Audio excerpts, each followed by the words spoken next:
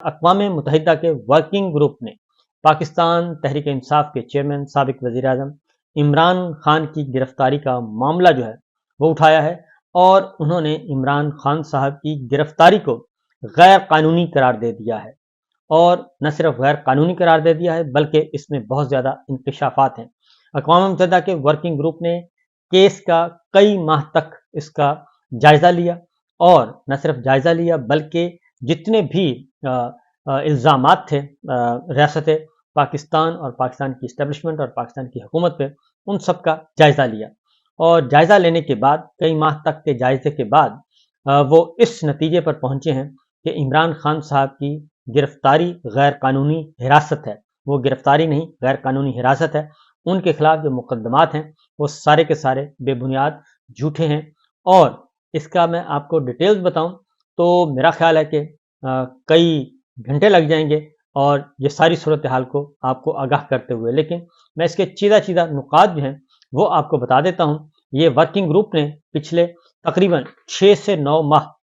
مختلف جو شکایات تھیں عمران خان صاحب کے معاملے میں کی گرفتاری کے معاملے میں، اس کا جائزہ لیا ہے، ڈیٹیل جائزہ لیا ہے ورکنگ گروپ نے، اور ہر اعتبار سے اس کو پرکھا ہے۔ جتنے بھی عمران خان صاحب کے خلاف مقدمات، ان کے خلاف بے بنیاد مقدمات، جھوٹے مقدمات، ان کی گرفتاری، ان کا ٹرائل، ان کی سزائیں، یہ ساری صورتحال کا جائزہ لیا ہے، اور وہ اس نتیجے پر پہنچے ہیں۔ پہلے تو اس ورکنگ گروپ نے اپنی جو رپورٹ شائع کی ہے وہ ایک مفصل رپورٹ ہے، اور یہ رپورٹ کا تقریباً کوئی 17 صفحات پر مشتمل ہے، ایک تفصیلی رپورٹ ہے، اور اس میں ہر چیز کا باریک بینی سے جائزہ لیا گیا ہے، اور اس میں جو بتایا گیا ہے اس میں واضح طور پر اس میں فوج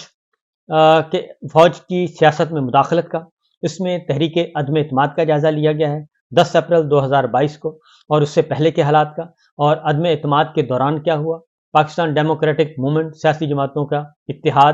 نے یہ سب کچھ اس کا جائزہ لیا گیا کہ وہ کیسے معرض وجود میں آیا اور اس کے پیچھے کون تھا، اور پھر پاکستان تحریک انصاف پہ اور ان کے کارکنان کے، ان پہ رہنماؤں پہ جو جبر کیا گیا، اور جو بڑے پیمانے پر بنیادی انسانی حقوق کو پامال کرتے ہوئے ایک سیاسی جماعت کو، سیاسی کارکنان کو، سیاسی رہنماؤں کو جس طریقے سے دیوار کے ساتھ لگایا گیا، ان کو اغوا کیا گیا، ان کو گرفتار کیا گیا، ان پہ مقدمات بنائے گئے، اس ساری صورتحال کا جائزہ لیا گیا ہے۔ اور پھر خاص طور پہ اس میں ہماری جو فوجی اسٹیبلشمنٹ ہے، ملٹری اسٹیبلشمنٹ، اس کے رول کا تعین کیا گیا ہے، اور یہ ساری چیزوں کا جائزہ لینے کے بعد پھر اور انہیں عمران خان صاحب کو کس طریقے سے سیاسی عہدے کے لیے نااہل کیا گیا، اور کس طریقے سے ان کا جو ٹرائل ہے، جیل ٹرائل، اس کو پرکھا گیا ہے، اور سارے کے سارے یہ ورکنگ گروپ ہے انہوں نے مختلف بین الاقوامی قوانین کا جائزہ لیا ہے، اور پاکستان کے قوانین کا جائزہ لیا ہے، پاکستان کے عدالتی نظام کا جائزہ لیا ہے، پاکستان کے پروسیکیوشن سسٹم کا جائزہ لیا ہے۔ ان سارے جائزوں کا جائزہ لینے کے بعد، اور پھر کس طریقے سے عمران خان صاحب کو الیکشن کے عمل سے باہر رکھا گیا، پاکستان تحریک انصاف کو سیاسی عمل سے باہر رکھا گیا، اس کی ڈیٹیلز ساری کی ساری اس میں ڈسکس کی گئی ہیں، اور صرف ڈسکس نہیں کی گئی بلکہ بمائے ثبوت کے یہ سارا کچھ کیا گیا ہے۔ پھر عمران خان صاحب پہ جو پابندیاں لگائی گئیں، اور عمران خان صاحب پہ جو بے بنیاد، اور پاکستان تحریک انصاف پہ بے بنیاد جو مقدمات، غداری کے، بغاوت کے جعلی مقدمات درج کیے گئے، ان سب کا جائزہ لیا گیا ہے۔ اور پھر 9 مئی کی آڑ میں 9 مئی کی عمران خان صاحب کی گرفتاری اور جس انداز سے اس کو گرفتار کیا گیا ان کا، اور پھر 3 مواقع پر عمران خان صاحب کو گرفتار کیا گیا، اس کا جائزہ لیا گیا۔ پھر پاکستان رینجرز کے تقریباً 100 نیم فوجی دستوں نے عمران خان کو گرفتار کیا گیا، اس بات کا تعین کیا گیا۔ پھر قومی احتساب بیورو یعنی کہ نیب، لیفٹیننٹ جنرل نذیر احمد بٹ صاحب کا کردار اس میں زیر بحث آیا ہے۔ ان ساری چیزوں کو جائزہ لینے کے بعد پھر پاکستان کے اندر سیاسی آزادیاں سلب کی گئیں، اور تحریر و تقریر پر پابندی لگائی گئی، اور پھر media per freedom of expression, اظہار رائے کی آزادی پر پابندی لگائی گئی۔ اس ساری صورتحال کو جائزہ لیا گیا ہے۔ پھر عمران خان صاحب کی غیر قانونی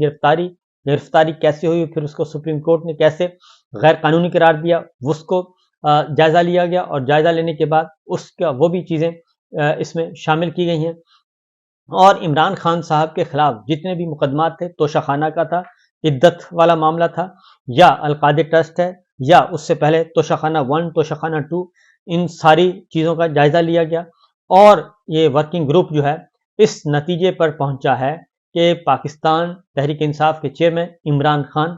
پہ تمام تر الزامات سیاسی نوعیت کے ہیں، سیاسی انتقام لیا جا رہا ہے ان سے۔ اس کے علاوہ انہوں نے ہر چیز جو ان کے پاس ہے وہ ڈکلیئر کی ہوئی ہے اور ان کے کردار کے بارے میں سند انہوں نے دی ہے، اور انہوں نے بتایا ہے کہ انہوں نے اپنے سارے مالی گوشوارے جمع کروائے ہیں۔ ان گوشواروں کا ذکر ہے، توشہ خانہ کیس کو ایک بے بنیاد اور فیک کیس قرار دیا گیا ہے اور پولیٹیکل وکٹمائزیشن کا کہا گیا ہے۔ اس کے ساتھ ساتھ الیکشن ایکٹ کا جائزہ لیا گیا اور الیکشن ایکٹ کے تحت جس طریقے سے پولیٹیکل وکٹمائزیشن کرتے ہوئے عمران خان صاحب کو نااہل قرار دے دیا گیا، اس کا بھی جائزہ لیا گیا، اور اس سے بھی ورکنگ گروپ جو ہے وہ کسی بھی صورت مطمئن نہیں ہے۔ اور پھر 5 اگست سے لے کے اب تک ان کو جس طریقے سے گرفتار رکھا گیا اور ان کو مختلف عدالتوں سے جو سزائیں دلوائی گئیں، سزائیں ہوئی نہیں، میرٹ پہ نہیں ہوئیں، وہ سزائیں دلوائی گئیں، اور اس کے پیچھے جس انداز سے اسٹیبلشمنٹ نے رول ادا کیا، اس ساری صورتحال کا اس میں ذکر موجود ہے۔ صرف ذکر نہیں موجود بلکہ اس کو بھی سیاسی انتقام کا نشانہ قرار دیا گیا ہے۔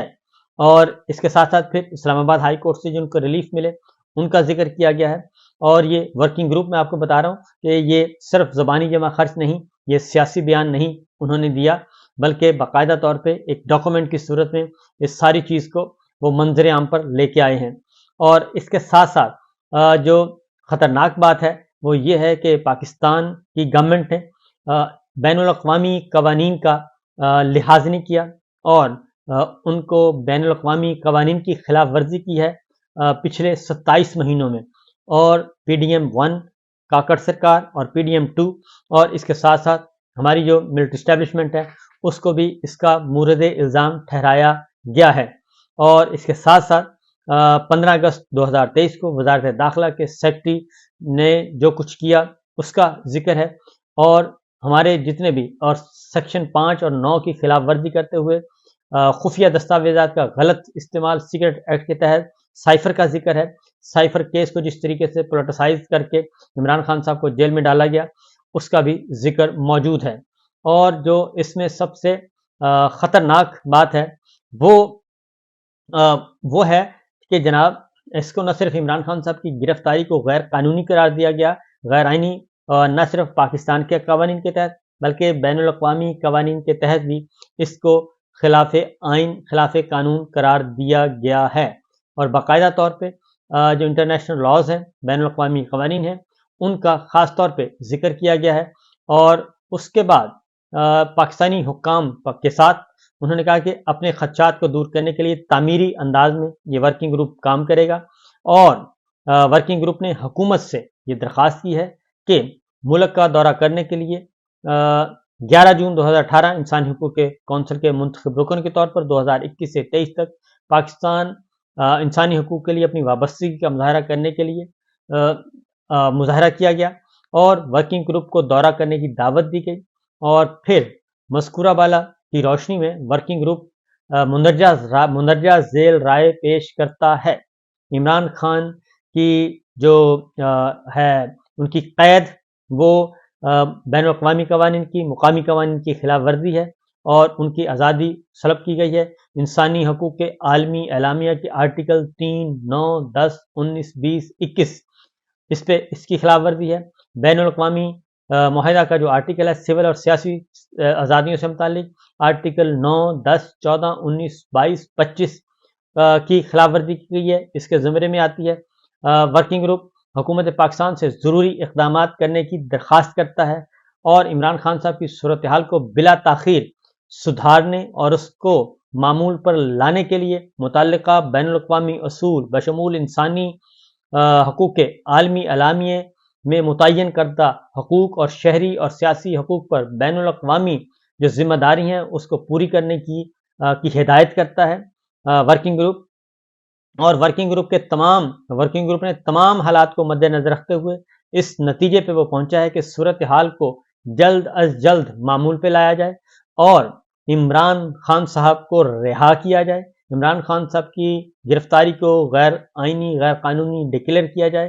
اور اس کے ساتھ ساتھ انہوں نے کہا ہے کہ عمران خان صاحب کی رہائی کے لیے مناسب اقدامات کیے جائیں، اور ورکنگ گروپ حکومت سے پاکستان سے درخواست کرتا ہے کہ وہ اپنے قوانین کے مطابق موجودہ رائے میں کی گئی سفارشات اور ان کی طرف سے کیے گئے وعدوں کے ساتھ ساتھ بین الاقوامی انسانی حقوق کے قوانین کے تحت کام کرے، اور اپنے کام کے طریقہ کار کے پیراگراف 33 سو اینڈ سو جو بھی ہے اس کا ذکر کیا گیا ہے، اور اظہار رائے کی آزادی اور ججوں کی آزادی، عدلیہ کی آزادی پر بھی ورکنگ گروپ نے یہ بھی کہا ہے، اور اس کے ساتھ ساتھ انہوں نے کہا جی ہم اس کا فالو اپ بھی کریں گے، یہ جو ہیومن رائٹس وائلیشن ہے اس کو بھی کریں گے، عمران خان صاحب کو رہا کیا جائے،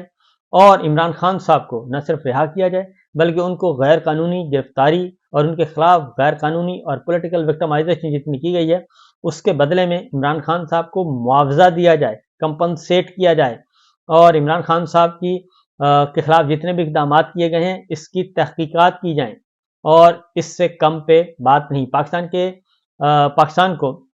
پاکستان کی حکومت کو اس سلسلے میں راست اقدامات کرنے کی بات کی گئی ہے، اور ورکنگ گروپ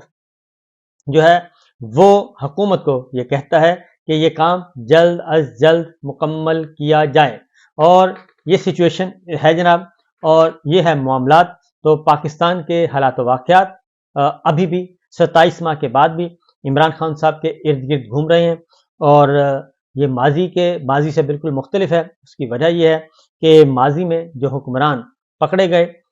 وہ کرپٹ تھے، اور ان کی دولتیں ہیں پوری دنیا میں پھیلی ہوئی ہیں، اور عمران خان صاحب کی دولت پاکستان سے باہر کہیں بھی نہیں ہے۔ تو یہ ہے سچویشن، یہ ہے صورتحال، تو میں نے کہا آپ سے شیئر کر لوں۔